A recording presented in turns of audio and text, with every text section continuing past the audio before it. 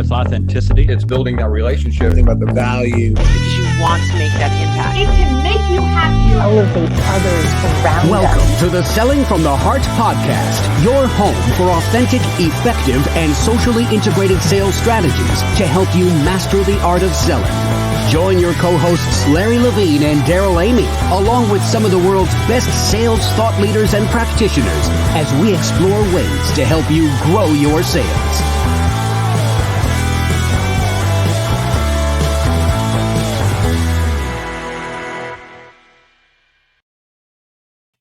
Hello and welcome back to the Selling from the Heart podcast. Your co-host Daryl Amy here today with Larry Levine. What's going on, Larry? I tell you what, spring's in the air. Spring in Southern California is my favorite time of the year, Daryl. So I'm a weather geek. Get used to it. There you go. It is spring. All kinds of things are happening right now. This is an exciting time. This is an exciting time to be in sales. It's a critical time to be in sales right now. As we've been saying from the beginning of the year, we've got to get it done in 2021. And as sales professionals, we're thankful that you're here. We're thankful that you are part of the Selling from the Heart community. And by the way, if you're new, welcome. You've joined a growing community of sales professionals that are dedicated to being genuine, being authentic, adding real value. We call it Selling from the Heart.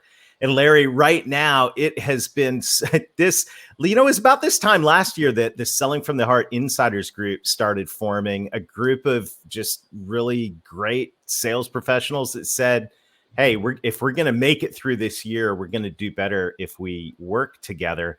And the Selling from the Heart Insiders Group has been an absolute blast and highlight of this last year. And going into 2021, it is going strong, and it's really, really a cool time. It's been a blessing. And by the way, that was a great rhyme just a second ago. Thank you, Larry. Get it done in 2021. That was a great rhyme. But nevertheless, the Insiders Group, it's all about the community, and we've brought like-minded sales professionals and sales leaders together to say, hey, you know what?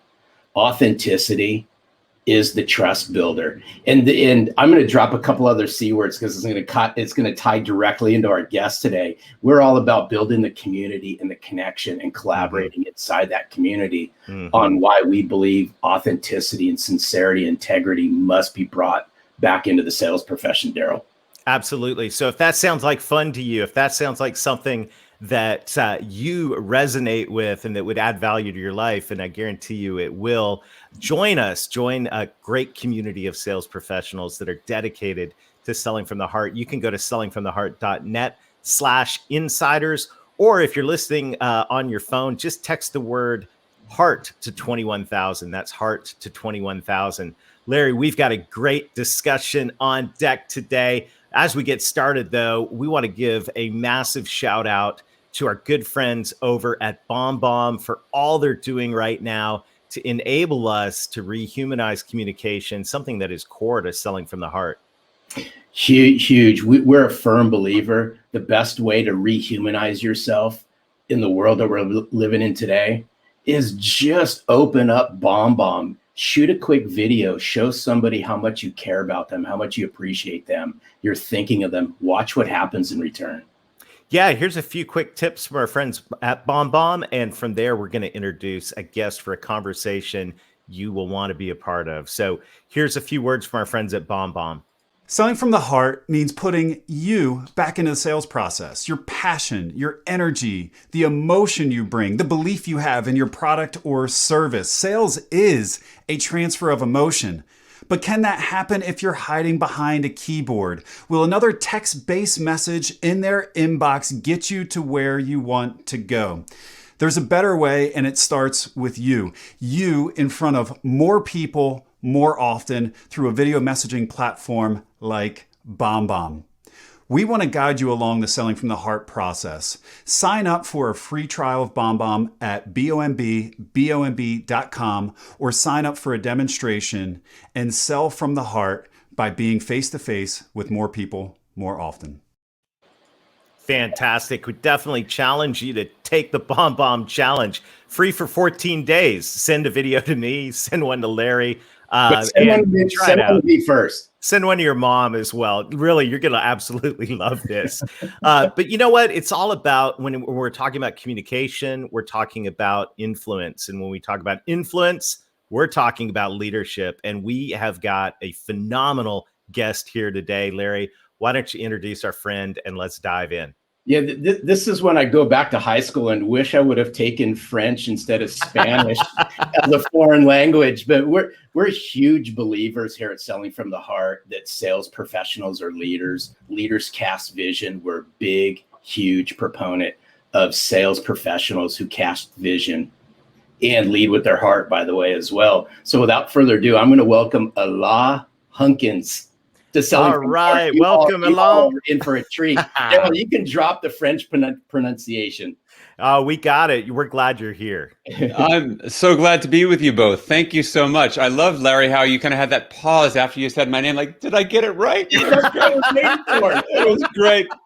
It was great. Am I in the 95th percentile? You are in the 96th percentile, my friend. That's very good. That's very good, Larry. You know, it reminds me of I was over in France after doing some sales training. I brought my wife over, sweet Southern girl, never been in a French-speaking country. After being there for a week, I walked into a boulangerie, ordered everything in French, was feeling so proud, paid for it in French, and on the way out the door, threw the baguette over my shoulders, and the lady behind the counter said, a real Frenchman would have tucked it under his arm. I was like, oh man, I thought it was. Hey, welcome. We're glad you're here. This is going to be a great discussion. Thanks. But as we get started, you know the question every guest on the Selling from the Heart podcast takes a stab at. I can't wait to hear what you have to say about what does it mean to you to sell from the heart? Yeah, I love that you guys are all about selling from the heart. So for me, the heart, what is the heart about? The heart is about connection. And what is selling about? It's about connection. And so for me, selling from the heart is connection. It's this sense of how can I connect with you to understand how I can be of service and bring value to you. And if I focus on the connection and the value, I got to trust that the results will take care of themselves. You know, it's interesting because I'm a big believer in connection. Also, the other word relate. But that's just, if we can, just for a moment before we dive into things, is let's peel back connection, because I'm a big believer that today it's so easy to connect. Just look at how we all connected. Instantaneously we can connect. But what's it mean to truly connect with somebody? Let's peel that back for a moment, if you don't mind. Yeah. So you can have this is the difference between having, you can have lots of friends on LinkedIn or connections on LinkedIn and friends on Facebook and things like that. But yeah, technology allows us to connect, but let's go deeper. What does that really mean? Connection at its core, connection is around empathy. And I define empathy as showing people that you understand them and that you care how they feel. So if we unpack both of those briefly. So showing people that you understand them means that you're willing to step into their shoes and see things the way they see them. And you can't get there without listening to them first with those good, big, open, broad questions to get a sense of what the world is like from their point of view. And then showing them that you care how they feel. Now, all of that, by the way, is not something that you can do by pressing connect or join. That takes time. And this is one of the paradoxes of leadership, is that clearly, all you sales professionals, you are on the hook to deliver results. And I'm not against results, but we have to realize that making connection isn't something you can just check off of your to-do list. And so there's a time and a place to go fast. So you want to systematize and automate those things that aren't human. Use the algorithms, use your automations to do all that. And when you have those opportunities to connect with another human being, to slow down and to be fully present and to listen to them, that's what the heart of connection is about. So good, Daryl. I really like that. I was just thinking of the absurdity. We do this on LinkedIn, we connect and then we just, move on. Whereas what if we called someone up, connected with them on the phone, and then didn't talk? It's so fun. It would be absurd if we did that on the telephone. We're doing that all the time right now in our world of social, which is a shame. I love I love that you say that in your book, which by the way, I think the alliteration in this book is brilliant. But not only that, the concepts of leadership in this book are so parallel to sales, because salespeople are influencers, right? And when you talk about empathy in the book, you talk about connection in action. So as a leader, first of all, how does a leader operationalize, turn empathy into something more than just a good sentiment, but actually turn it into action in their organization? Yeah, absolutely. Because all this has to be practical. If you don't make this practical, it's just the flavor of the month. Oh, we're going to show some empathy. What does that mean? So here are a couple of things that will really move you to strengthen your connection and empathy muscles. Number one is listen with purpose. And specifically, your purpose as a sales professional should be listening and seeking to understand, which means not listening to figure out how can I pitch my product and figuring that out. It's really listening to understand their needs, their primary needs first. And to do that, you have to park your own agenda and slow down and really listen in for what that is. In that process, you want to be curious and continue to ask follow-on questions. Be willing to ask the question that your ego is saying, am I going to look stupid if I ask this question? But to be able to step in and understand where they're coming from, and then to see, does what I have, how can this meet this need? This is why you want to be so prepped and understand whatever product or service you're selling, understand what are all the needs that it meets, so that when they bring that, you bring this sense of joy and excitement that, wow, I hear what your needs are, and this will meet your needs. So this is completely client-centric, focused kind of listening. And then trusting that's going to work because they have that need and you already know how that works. You know what's interesting about this, Daryl, is time and time again, we hear the word curious coming up so often. Mm-hmm. You talk about, being present and listening with purpose. Curiosity, I'm fascinated by this because so many of our podcast guests recently that have come on are all talking about curiosity. Curiosity and asking those questions and truly meaning it. And I think, especially from, the sales reps, sales professionals' perspective and how they look at whether they reflect them as sales managers or sales leaders, are you asking me these questions because you really want to know? Or are you asking me these questions because something else? Yeah. And Larry, as you say that just makes me think about what curiosity and your willingness to be present and be curious is the value additive of the sales cycle. Because think about it. We live in a world where information is instantaneous. And if people want information about your field or your product, they can Google you. It's so much easier for them to get all the information that way. And so your being curious isn't about just getting information. It's actually helping people to clarify their own insights. So I like to think of a great salesperson, like a great leader or a great coach, becomes a thinking partner on the journey of helping people to solve the problem. There's 4 steps to the creative problem solving, right? In terms of the creative problem solving method. So first, people need to clarify the problem. Now, a lot of our customers, our clients, they have needs, but they're not like they say, I have this issue, but any good salesperson knows what they say may not be the actual real need. So helping people through being curious and asking questions to clarify what is the actual problem. Then to generate a whole lot of ideas, lots and lots of ideas on how could we deal with that. Then out of those lots and lots of ideas, how do we find which are the best ones and then go from there into implementing? That is the standard 4-step creative problem solving model. And what great salespeople do is they basically facilitate people and coach them through that process. And the value you bring through your curiosity and asking questions, this is why people pay for coaches or even pay for therapists. They want insight. And I think that great salespeople deliver so much more than just the spec, right? The product, the service. It is, how do you create the value of, I remember I was talking with a client and I said, and this is a fairly standard question that many of us may have asked as you finish up a call. I said, is there anything I haven't asked you? Her name was Josephine. She was a head of a retail company. And she said, I said, Josephine, is there anything I haven't asked you that I ought to have asked you here? And Great she question. she said, that's a great question. And I said, I know, it's on my template. I've practiced these questions. I didn't say that to her. I was thinking that.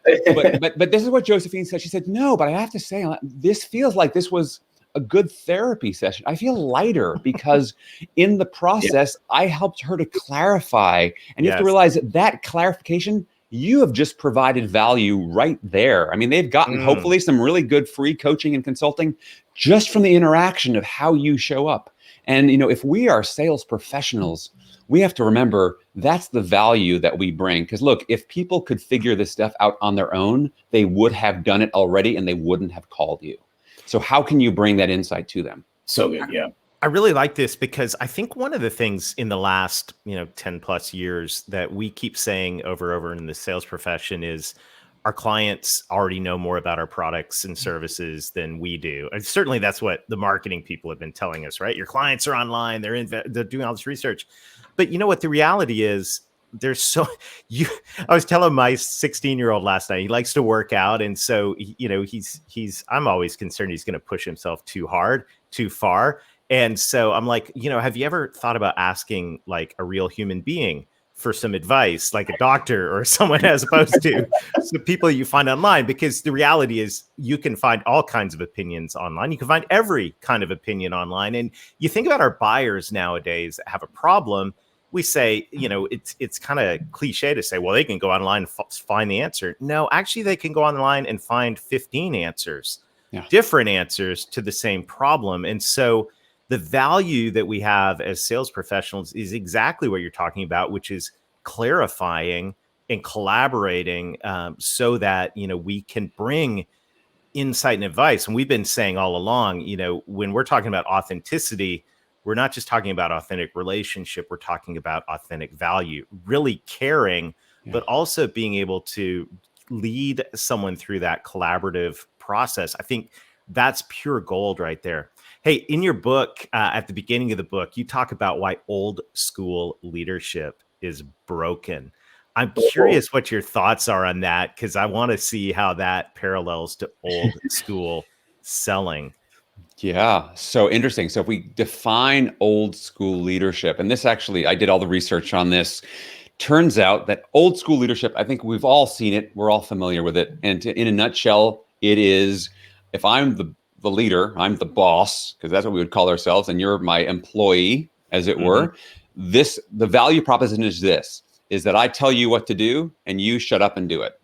That's pretty much right. That's my job. That's your job.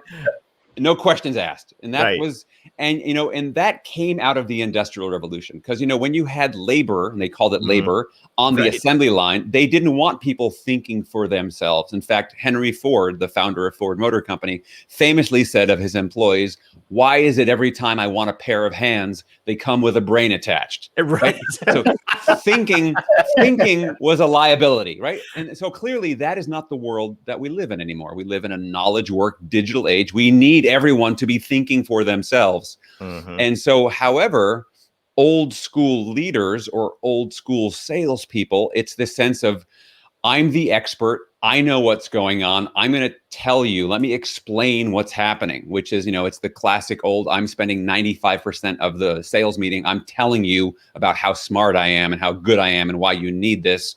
And very quickly, people are tuning things out. So that's old school leadership, as opposed to new school is getting out of the idea of being the commander in chief and being much more of the facilitator in chief, right? That whole sense of the word facilitate, by the way, comes from the Latin word facile, which means to make things easy. And I think this is really indicative of our world, because our world has gotten so complex. You think about the nature of it, the information age that we're living in. People need help. And just going back to something you said before, Daryl, is that part of the goal, the insight that you bring as a salesperson is your ability to curate. So yeah, there's 50 different answers out there, but you've actually explored those 50 things and you can speak credibly to like, well, there's this school of thought and there's this and this. And what I found is, and then you kind of take that all, boil it down And people will pay you just for the act of curating, filtering through all the noise they have to deal with, because there's so much noise out there. So old school leaders believe, I've got the right answer. Here's what it is. The new school leader is, I have a process, and I'm going to take you through this process, and together we're going to find out what the right answer is for you. Because not only do we live in an age of technology, we live in an age where all of our expectations, and the expectations have gone up, where we want every solution to be personal. And we also want our experience to be amazing. Like if I say to both of you, one click, immediately you think of Amazon. Now, I don't care if you're competing directly against Amazon or not, but that has set the benchmark for the online shopping experience. So anyone who has bought as a customer from Amazon knows what one click means. So they go, I can one click with Amazon. Why is it with your process I've got 40 clicks or 30, right? So this becomes the benchmark. And so part of what we need to do as salespeople, as leaders, is how do we manage expectations? And one of the best ways to do that is to become partners with the people that we're leading and or selling to. It's so good. There's one word that I really keyed in on and what you said, and that was the facilitator. Me too. And what would it be like if we became that facilitator as sales professionals? The other word that I thought of that we haven't discussed, but it came to thought in my brain, is tour guide. We are, in essence, a sales professional is a tour guide, a facilitator of their knowledge and your knowledge, so that in turn, together we can help make sense of the issue. I love that, Larry. I mean, completely, exactly. And that the tour guide is familiar with the whole landscape. And they're also realizing that some people come on this tour, they want to take a different path, and that's okay. That there's not a one right way to do this. I mean, it's this odd paradox that we live in this age of kind of automated customization, right? Bespoke, like you have your basic thing, but we all want to feel like, you think about how many of us are ingesting the same basic framework, but we all want it tailored to our own specifications. And so great, smart leaders, great, smart salespeople find ways where they can build on the shell and create that. I'm going to create it just the way you want it because it's important to you. Very, very strong. I have so many light bulb moments happening here today. It's so good. And the other area I want to go in some of the time we have remaining in Cracking the Leadership Code, which is a brilliant book. I think salespeople should read, but don't just get a copy for yourself. Like grab 5 or 10 copies, because this is the kind of one you're going to want to hand out to your prospects as a gift. Great if you want to drive C-level conversation.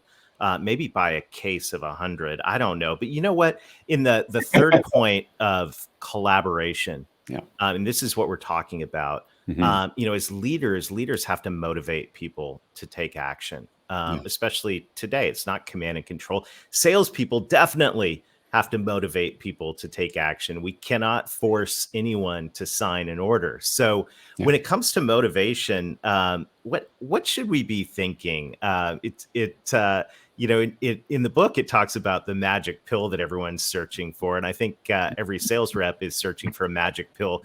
Can you tell us what the magic pill of motivation is? Well, that's funny. I love that you said, like, can you tell us? The answer? Yes, please. Yeah, of course. Like, what's the magic pill? Well, I'll tell you, in the book, I share this story too. It's about the famous British film director, Alfred Hitchcock, right? So Hitchcock was a world-acclaimed director who frankly hated actors. He thought actors were a pain in the butt. And in fact, he was interviewed by a reporter who said, now, is it true that you once said all actors are cattle? And Hitchcock came back and he said, I never said all actors are cattle. What I said was all actors should be treated like cattle. Right? Right. He could have been a sales manager. Oh yeah, exactly. So talking about motivation. So in 1965, Hitchcock's making this movie called Torn Curtain, and his leading man is Paul Newman, who is a big method actor and is already an Academy Award nominee. And Newman had some questions about his character. And again, Hitchcock didn't care for actors. He just wanted them to be puppets and be molded, old school director, like do what I tell you to do. But Newman says, no, I need to know what's my character's motivation. So Hitchcock famously turns to Newman. He says, your motivation, Mr. Newman, is your salary. So the story goes, so in the book, I say that money is not this magic pill that motivates people. So Right. it turns out motivation is a bit more complicated than just this. And so what it turns out is I have found in my work, there's 4 basic fundamental needs that we all have to be motivated and to perform at our best. Number 1 is we have to feel safe, right? So that's either physically safe and or psychologically safe, that it's okay for me to speak up. So this goes back to selling from the heart and connecting. Have I created an environment of trust where we can have this open and honest dialogue, as opposed to, we've all been there where there's like, if I say this, is this going to get leveraged against me later? Or do I speak? And that whole political, and I don't feel comfortable actually just having a straightforward conversation, right? So easier said than done. So that's safety. The next piece is around energy. So what am I doing to create an environment where people are energized? One great way to build energy in a conversation is to ask questions and get people talking, because when they're talking, they have to be engaged, as opposed to, the old show up and throw up style of pitching, right? It's like, well, that's a very quick way to de-energize. So we've got safety, we've got energy. The third thing is around purpose, that we all want to feel that what we're doing contributes to something greater than ourselves. So whether working with your clients and thinking, tell me about your business, like helping them to connect with, like, why did you get into this? Asking those big, Simon Sinek famously said, start with why, right? This, what's the reason behind this? Because when people are connected to that motive, wow, it drives their motivation. And then the fourth one has to do with a sense of ownership, is that how do we have autonomy behind what we're doing? And so helping, as you're working with clients, helping them to start to visualize how you're going to give them more agency through your product, through your service, for them to be able to bring more of themselves to what you're doing. So again, it's not as simple as money. It's got safety, it's got energy, it's got ownership, and its purpose. And what we want to do as leaders and or as salespeople is create environments that support that. I like to say that great leaders create environments by design, and lousy leaders create environments too. They just do it by default because they're not thinking about it. So consider, what is the environment that you're creating? No, so much golden stuff there. But I'd like to take what you just said just down one notch. Okay. Now let's just take this to the sales professionals that are listening to this. Let's key in on this for a moment. What would it be like? Imagine how that conversation would flow between you and your client, or you and a prospect, if you created that environment that was safe, that you made them feel comfortable to truly open up what's on their minds and their hearts, that you truly listened, you were intently curious. Imagine what would happen to that conversation and what you would uncover. Let's think about that for a second. Beautiful. Powerful. Wow. What an amazing conversation. This has gone so quick. We're going to have you back again. Everybody that's listening in needs to get a copy of Cracking the Leadership Code. And as I said, get more than one copy, because this is one I think you're going to want to hand out and also use it as a gift in discussions with the C-level people that you work with. Alain, thank you so much for sharing time with us today. This has been fantastic. Simply brilliant. Daryl, Larry, thank you so much for having me. It's been a total pleasure for me. Thank you. Awesome. Well, Larry, there is so much to unpack in this episode. And this is why, just looking at all of this, I think this is why one of the things that is core in selling from the heart is we look not just to the traditional sales stuff, which, by the way, a lot of it's command and control. We need to know the skills, but we look to leadership. We look to the leadership discipline, because truly, as sales professionals, especially if you're in a complex sales environment, you've got to build consensus. And I loved what we talked about today around facilitation, making things easy. And I think this is something we need to continue to unpack in the months to come, in terms of how, as sales reps in a world that is drowning in information, we can become facilitators, collaborators, help bring clarity, and learn the skills to do that. Larry, it's so good. No, it's so spot on, and let's just take it even one step farther. I mean, you already talked about the collaboration, the communication, and the connection part of this. This is what I'd like everyone to key in on for a moment. at the very end of the podcast, something magical happened. We started talking about safety In the environment. and purpose and the environments and so forth. Let's stop and think about that for a moment. I believe in my heart, if you as a sales professional want to truly connect with your clients, create that environment and share not only your purpose, but invite them to share their purpose. That's right. Communicate on it. You will truly connect at levels that you have never seen before, because it's not about the product and the solution in the beginning. It's about how well can you connect and relate to somebody, Daryl. Yeah, that's a great action item, and we challenge you to do that. Take action. Don't just listen to this podcast. Take some action. Put it to work. Try it out, and we'd love to hear from you and continue this dialogue. Well, thank you once again to our friends at BombBomb for being supporters of Selling from the Heart. You can check them out at bombbomb.com/heart.